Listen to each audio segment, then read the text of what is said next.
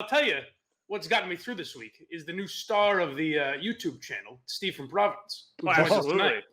What's going on, buddy? I'm assuming that you watched that absolute train wreck the other day. No, what do you mean? I thought it went very well. Oh, jeez, I was dying. I was all alone. I was all alone dying. The phone wouldn't work, and I was not prepared if the phone didn't work. Just put it to you that way. I think there's what's nice about your position, Steve, is people I think you're almost so self-deprecating that people are going to love what you do and kind of lift you up because you do too much of kind of what I do, where you're like, I'm so sorry, everyone. This fucking sucks. I'm terribly sorry. And everyone's like, no, Steve, we love you. You're doing great. I think the only thing that saved me was I watched that dating show that you did last night, and everyone forgot about me. So, really? Yeah. I think the ladies did a nice job. How dare you? I didn't say. Shut your mouth. I didn't say they didn't do a good job. I think I give great advice. There's nothing better. There's nothing to lift people's spirits more than Mike Geary calling them a creep. As if I have any fucking leg to stand on. I love that Steve from Providence had a better 5-minute set to start that show than you did in Saco, Mike. Well, that was like a legit funny story. The bar is not very high. That's true too. That's a good point. All right. So another Steve, I guess a big cheerhead. Steve surprisingly wanted to come on, which I appreciate. Yes, I love Cheers, especially when I was a kid. I probably started watching around 10 or 11. The ones that were going over today came out when I was 4. Right. So that kind of led me to my train of thought. If you were a big Cheers fan, it was right when you were a kid. It came on around 9 to 9:30 at night. Is that when the parents would kind of reside to the bedroom and you'd have to turn the TV up a little loudly? No. I think, if I'm not mistaken, the reruns of it used to come on around 5 o'clock in the afternoon or something. So they'd get to it early. I see. Yeah. I believe I'm right with that. Yeah, absolutely. So Mike, that's so Steve and I think exactly the same age. Okay. And one thing you got to understand is on TV 38 or Channel 56, Cheers reruns were all the time. Right, Steve? It was constant. Yeah. You could not avoid a Cheers rerun. Yep. In the 80s, while it was still on? 80s and 90s. Oh, yeah. There were more Cheers reruns than Seinfeld reruns. Cheers was on all the time. That's so funny because when I was a kid, you'd never see it. The only time I saw Cheers when I was young was I remember during rain delays of baseball games on Fox on Saturdays. If there was a rain delay, they would play reruns of Cheers for some reason. That's the only ever time. It was never on TBS or USA or any of those channels.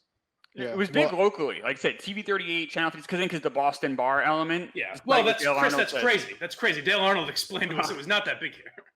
But it was on all the time, and it was the biggest. I think in the late 80s. Steve, let me know if in the late 80s, early 90s, there was no show that I saw on reruns more than Cheers. Well, I think Cosby Show was up there, but that's a good one. Yeah. I mean, this was definitely. I don't remember watching the Cosby Show as much as I did this. Me either. Let's get into these episodes. Episodes 7 and 8 we're on. We're cranking through. Menners is out of his mind. We're cranking through these episodes, baby. We're almost halfway done with season 1.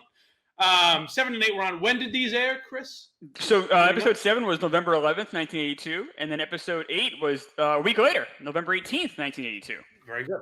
So episode 7, I thought it was okay. It was another one of these. There's a pattern where I don't seem to care for the episodes where they're building one of the characters. This seemed like an episode where they're letting you know Norm's kind of a pushover. He can't seem to hold down a job, and they're building that character a little bit. But it felt very slow to me. I think that you just answered the question that everyone was asking if you've been drinking again. This is a great episode in my opinion. Really? Oh, I loved it. Especially I'm surprised that the Herb guy, he did one of your famous moves where you restrain the girl on a pool table and try and rape her. Yes. Maybe subconsciously, maybe I did see one of these reruns of Cheers. I just picked that up over the years. I thought this was the worst episode we've seen so far. This episode was awful. Yeah, I was not a fan of it either. I thought it was a little slow. So bizarre. Did that happen to you a lot, Steve? You have to find your bosses. You have find a girlfriend for your boss at company parties. Well, you have to keep in mind. I mean, it's a 24-minute show. And they are building a character. I will say that they are trying to build up Norm a little bit. Sure. But just take what it's a fucking show where they Well, we can't do that, Steve. We have to do These episodes are going to be very short. You realize that, right? I loved it. I will say, because I'm a big plot hole guy. At least they addressed this. At least Sam was like, "What the fuck are you talking about? Why would you have to find a date for your boss, Norm? This doesn't make any sense." Yeah. The other thing that I agree with you after watching this, and I didn't really pay attention to it much in the past. Carla has the worst jokes possible. She is horrendous. I hate her. My least favorite character. That's what I was going to ask you guys. And I know I guess it's more a general question for everyone because I know you were very young when this was on, so you may not even know. But is the shit that Carla says, were these actual insults in the 80s, or was it just what could fly on network television? Like when she calls Diane pencil neck and shit like that. She called her today the Pillsbury dough monger.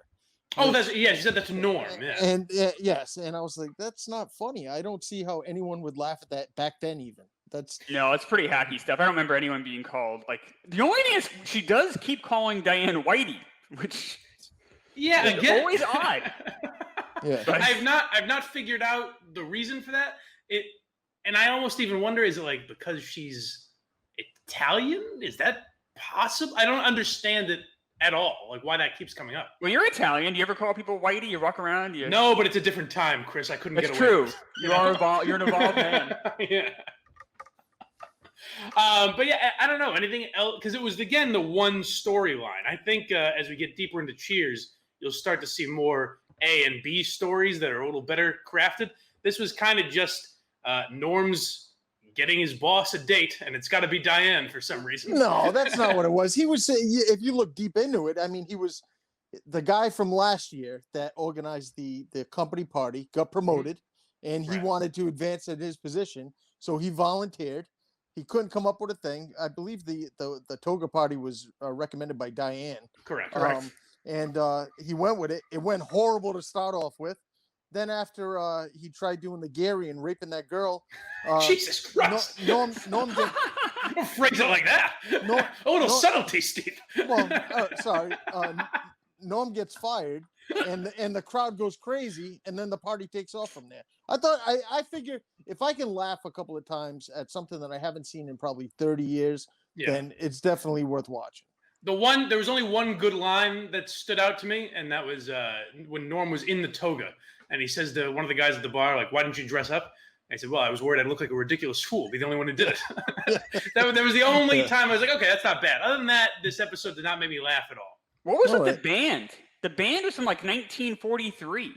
Well, he hired them over the phone. He didn't get a look at them. If you remember, he hired them over the phone. But they played old music. It was just very. I felt like I was watching an episode of Bewitched. That's part of the comedy of errors, Chris. You're missing it, I guess. I guess so. Like it was just like I felt like it was like a script from like 1968.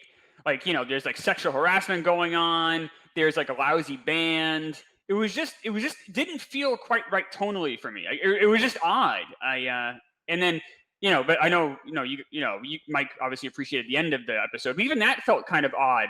Like Norm didn't want to help her at first. He didn't want to lose. Yeah, he don't want to lose his job, you idiot. Yeah, right. Of course. Yeah. Boy, another. I guess we all know what Steve does at company parties, huh? He just walks, goes the other way. He doesn't want to lose his job. It's mostly men in Steve's office. But another episode of Cheers. Who knows what happens? Hey, we don't know what happens in the bathrooms or whatnot. Another episode of Cheers that would not really hold up. Although I do have a couple. Norm's boss was played by James Reed, and I do have a couple of James Reed fun facts if you'd like. I do.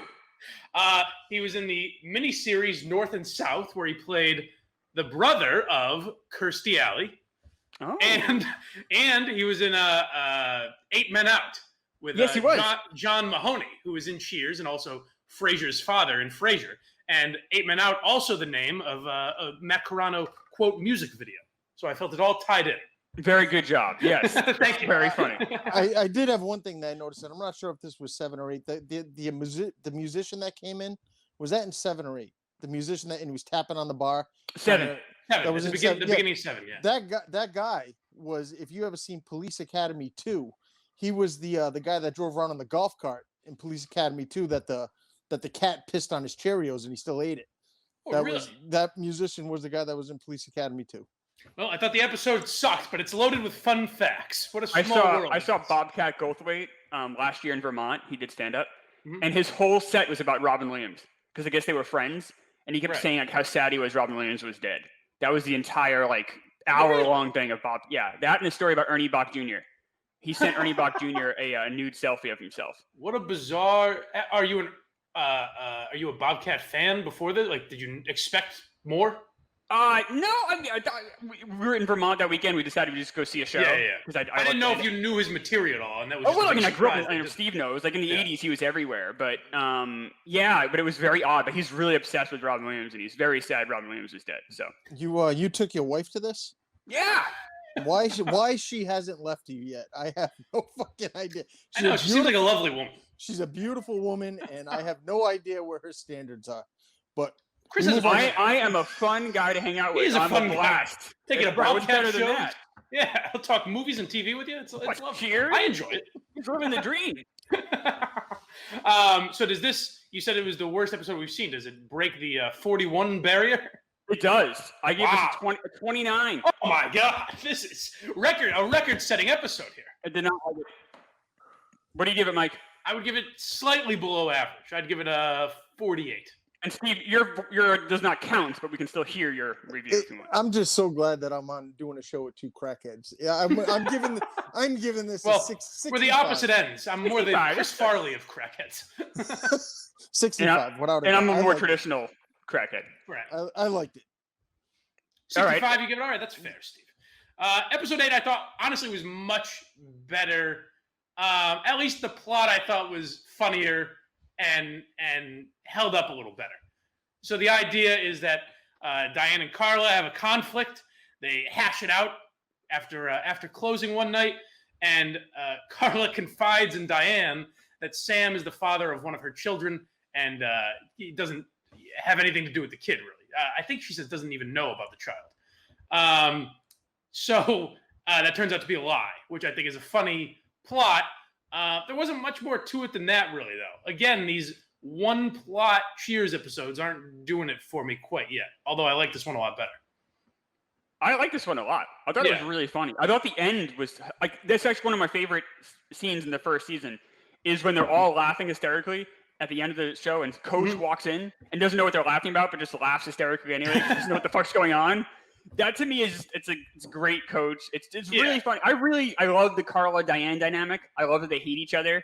And it's they're just so different. They'll never get along. I really thought this was a really funny episode. Yeah, and I think it is really funny, and it holds up. If there was an episode of Always Sunny or something where you told that kind of a lie, it would still be funny. So I think it holds up very well.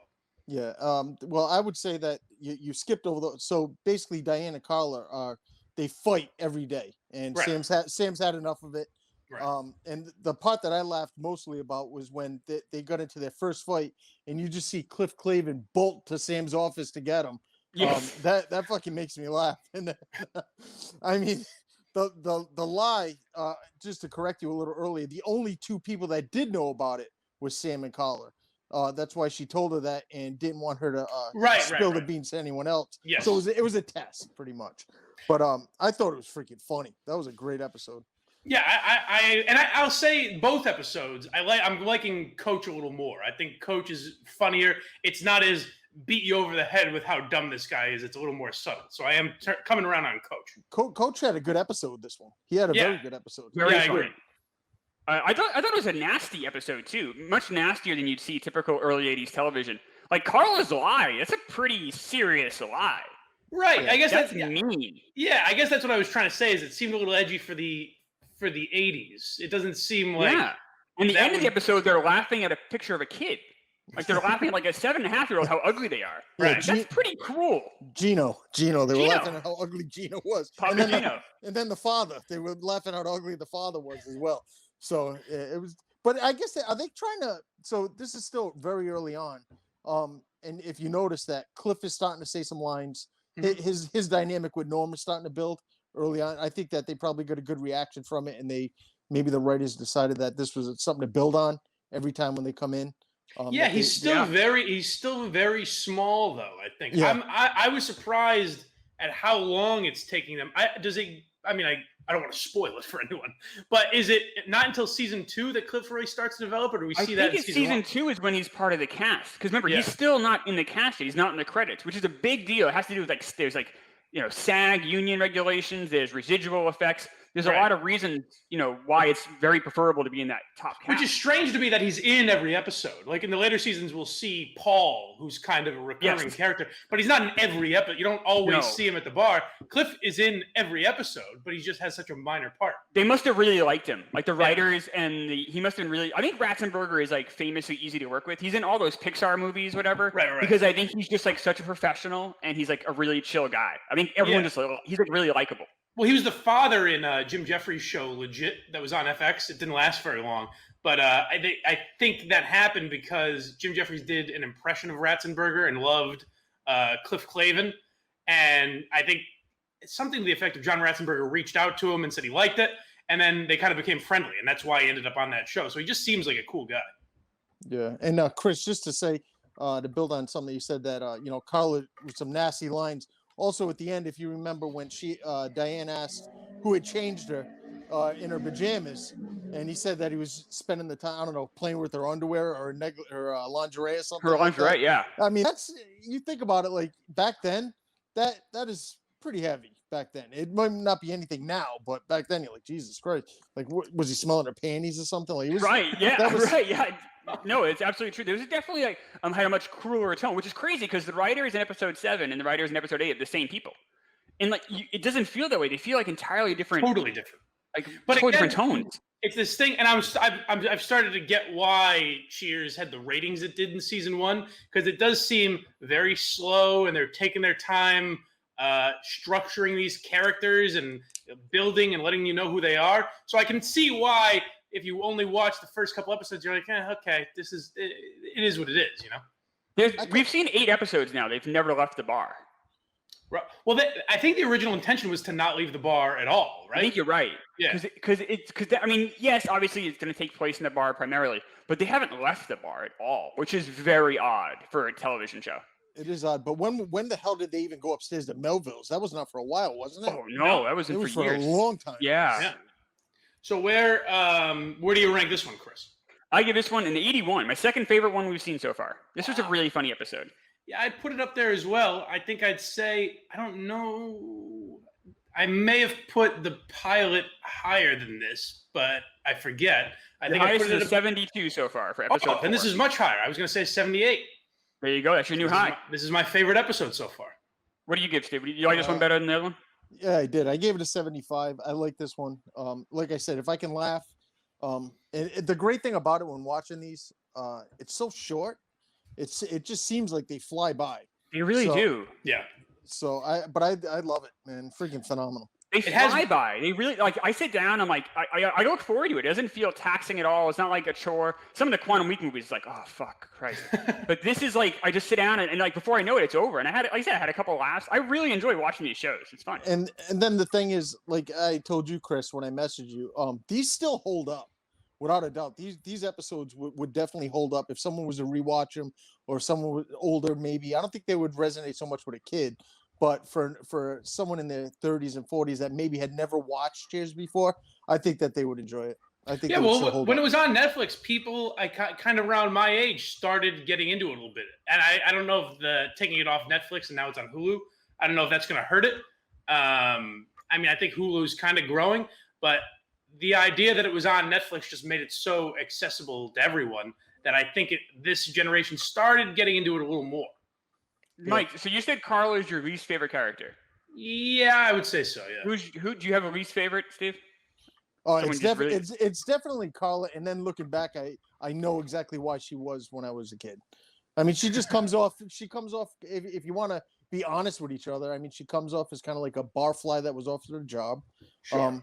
And she's pretty much just in. I don't know. You don't want to use the word easy, but she's got 4 kids. She's not married, no boyfriend. I mean, what are you supposed to say? I mean, it's good casting in the sense that she does seem like, a snarky waitress at a dive bar in Boston in the 80s. Like it's not Rhea Perlman that I hate. It's just the character I don't like. Really.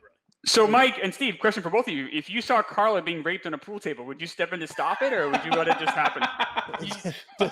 well, if I wouldn't step in for Diane, I mean, come on. I think we've answered that question. Yeah, well, no surprise there for you, Mike. Yeah, I'd probably agree. It depends who was doing it. If it was my boss, I'd probably turn the other way and just go about my day. Good group of guys here at Everybody Knows You're Lame. This is a high quality. Really pushing the limits here.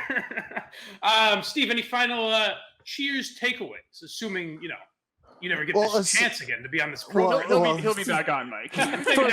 We'll need you next week, Steve. First, I did have a request. If you guys ever do ask me to come on, I do have a request to come back on for Cliff Clavin's Jeopardy episode, and I want to come back again when Sam sells his Corvette, which is probably my favorite episode. A lot of people predicting we're not getting anywhere close to that, but we keep rolling on. But when we do, we certainly will. We've outlasted. We have outlasted the podcast, Mike. We're still trucking. That's right. We're still here. We're still here. Damn it. Yeah. Cheers. No, I wasn't a big Diane Chambers fan at all, and I mean, she just didn't do it for me. As far as if you were to put her and Sam together, that's definitely not the type of girl, in my opinion, that he would like fall in love with or whatever. More of a Rebecca. I think they did a great job when they brought in Rebecca Howe to replace her, pretty much. I think I like the Rebecca years better than the Diane. Oh, yeah, absolutely. Yeah. I think I do too. It's tough for me because I love these episodes, but I think they're funnier with Rebecca and Woody Boyd. I agree. And Frasier. Yeah. But I don't know. I think maybe if we were watching it, I think maybe older people would say we're hacks. We're just kids that came in at the end of Cheers. Well, but maybe if you were watching it at the time, you'd be more sentimental towards the Diane years. Well, I think maybe the writers fell in love with having someone work with Sam that was kind of like, I don't want to say dumb, but I mean, they replaced Coach with Woody Harrelson, who was kind of the same mindset, a little slower on the draw. And then you could honestly say, if you looked at it, Lilith, when she was brought in, her and Diane did work together for a while, but she kind of took over that role as kind of like the smart, the pompous asshole. Yeah, and Frasier was kind of that character as well. Frasier was essentially a male Diane, more or less. So now you can have three of those characters. I don't even look at Diane. When I see Diane, I don't even. The first thing I think of is her from Cheers. I honestly remember her from The Money Pit, which is a movie that she did. Which is a hysterical movie. Very funny. It's a great. You've never seen? Have you ever seen that? I've not. Oh, Tom Hanks. Tom Hanks is it's very dark. It's PG-13, but it's very funny. That's a must. You have to see that. I think I heard it for some reason. Like when I was a kid, I remember it being like a punchline on Family Guy. So I think I just never watched it for some reason. I don't know why. It's really funny. That's a must. Shelley check it out. Yeah, it's very good. Yes, that's a great recommendation, Steve. Yeah, she was in that, and then True Beverly Hills, and then her movie career she never really left for her family and to start a movie career, and it just never. Was The Money Pit the first thing she did after Cheers?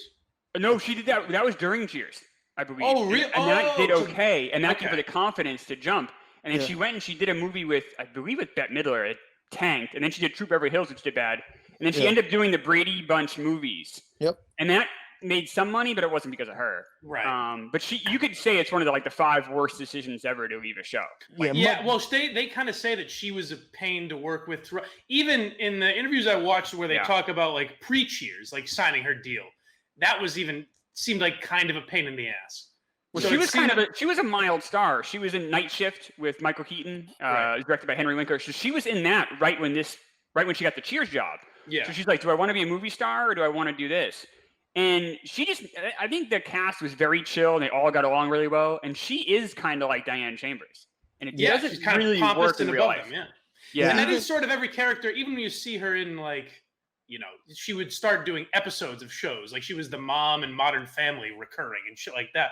But even that she comes off as a little, she's not supposed to be, but comes off as a little pompous. Yes. Yeah. If you ever do watch The Money Pit, she's basically the same person. She really dresses the same. She has the same haircut. She's basically the same person. And that, Chris, you're right. That came out in 1986, and I believe she had one more year on her Cheers deal, if I'm not mistaken. That you're right. That would have been year 4 or 5. I think she left after the 5th year. So yeah, go see Money Pit if you haven't seen that. It's very fun. All right, I'll check it out. All right, boys. Anything else we want to get to before we get out of here? That's all I got. I think we'll be back next week, Mike, and I think we might have another guest with us.